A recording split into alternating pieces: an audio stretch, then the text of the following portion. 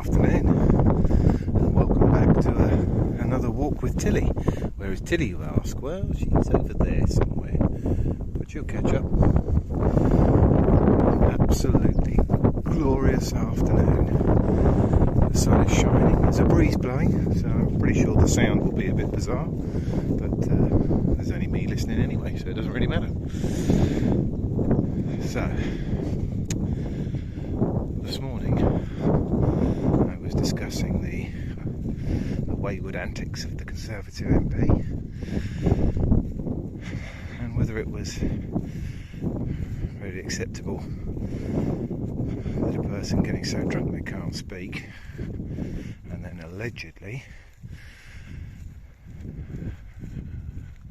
groping other MPs was what we could really ask of our elected officials, and whether that was reasonable. Well, this afternoon our MP that has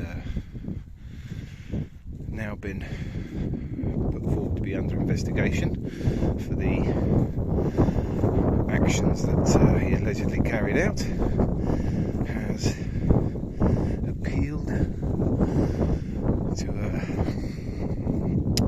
for sympathy. Evidently he is going to put himself forward to seek medical attention, is I believe how it's been phrased. Now, the details aren't really clear, but one can only assume that's for his alcohol addiction issues, which, although I sympathise and think that that's probably a sensible course of action at the point where you, as a middle-aged man, get so drunk you can't talk, allegedly, and it certainly doesn't offer an excuse for groping people. That seems to me to be two separate things, and his claim that if he can get this help he can return to being a constituency MP doesn't sit easy with me. And that's not because I don't think that he should get help. He should be entitled to help, although one does have to ask what service he's going to use to obtain it, because the party he represents have done a pretty good job of trying to curtail the funding of such services to the likes of you and I. But that question aside, it just doesn't feel right that you can carry out behaviour that's entirely unacceptable and then claim to require this help and be unable effectively to carry out the duties to which you are employed because you are doing that. I think it would be less problematic if an individual realises that they need help and then applies to get that help and carry that and then asks for the time to do that, but to fall down and then do it seems less, or certainly seems more problematic. The question is whether this will work, whether this casts a reasonable course of action. And as an empathetic person, I would like to say that that's okay. And certainly if it had just been a case of him getting paralytically drunk and collapsing, I think that it would probably not unreasonable. I think it's, if however it proves that he has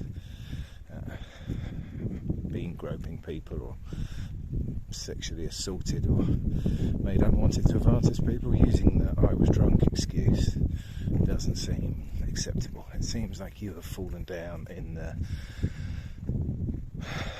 basic level of standards that you should need to exercise to represent a constituency for which you've been elected.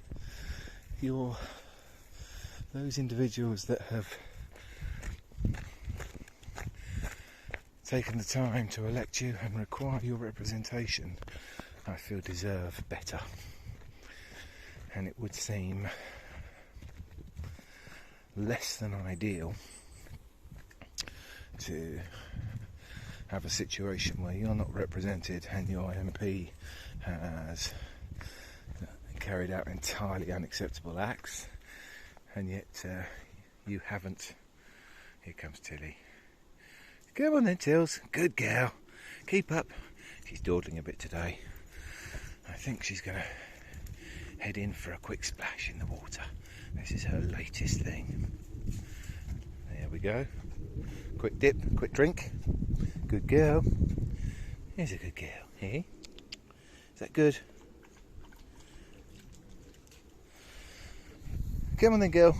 Let's go. Yes, it would seem reasonable to ask more of a constituency MP that this would be a failing that would mean you are incapable of carrying out your job. It's not a moral judgment on a failing, an addiction failing of an individual. It's more a judgment on where that addiction and when it occurred. So if prior to his commencement as a role as an MP, he had alcohol issues, which he had conquered, that is one thing.